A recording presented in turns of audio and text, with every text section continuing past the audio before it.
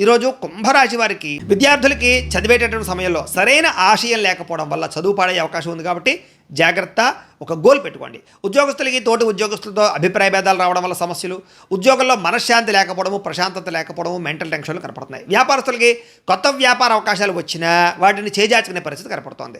స్త్రీలకి కుటుంబ పరిస్థితుల వల్ల మనసులో బాధ, మానసిక అశాంతి కనపడుతోంది. విదేశాల్లో ఉండేవారికి అక్కడ లోకల్ డాక్యుమెంట్కి సంబంధించినటువంటి విషయాల్లో ఇబ్బందులు కనపడతాయి. జాగ్రత్తగా ఉండండి.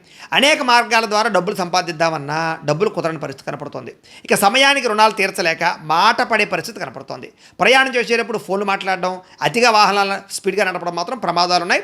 జాగ్రత్తగా ఉండండి. దూర ప్రయాణాలు వాయిదా వేసుకోండి. మద్యపానం సేవించి వాహనం నడపకండి.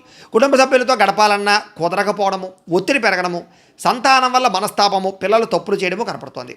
చిన్న చిన్న గొడవలు పెద్ద గొడవలు అవుతున్నాయి. జాగ్రత్త. అంతర్గత శత్రువులు, నమ్మక ద్రోహులు పెరిగిపోతున్నారు. జాగ్రత్త.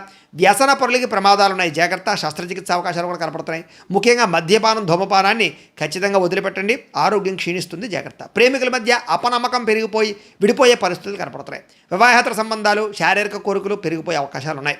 భూములు, వాహనాలు, గృహాలు క్రయ విక్రయాలు జరిపే వారికి నష్టాలున్నాయి ఈరోజు, కాబట్టి వాయిదా వేసుకోండి. ఈరోజు మెంటల్ టెన్షన్లు, పని ఒత్తిడి అధికమవడం వల్ల మనశ్శాంతిని కోల్పోయే అవకాశాలు ఉన్నాయి. జాగ్రత్త. శివుడు అంటే మీకు ఇష్టమైతే కనుక ఆయన్ని తలుచుకుని ఒకసారి లైక్ చేయండి. ఆయన ఆశీస్సులు లభిస్తాయి. అలాగే రేపటి రాశి ఫలం కూడా మీకు రావడానికి సబ్స్క్రైబ్ చేసుకుని ఫాలో అవ్వండి. ఇక్కడ కనపడుతున్నటువంటి ఈ లింక్ మీద మీరు క్లిక్ చేసినట్లయితే ఈరోజు ఇంట్లో శివుడికి ఎలా పూజ చేసుకోవాలో వీడియో వస్తుంది. ఆ వీడియోని ఎదురుగుండా పెట్టుకుని మీ ఇంట్లో ఈరోజు శివ పూజ చేసుకోవడం వల్ల మీకు ఈరోజంతా శుభప్రదంగా ఉంటుందని తెలియజేస్తూ లైక్ చేయడం మాత్రం మర్చిపోకండి.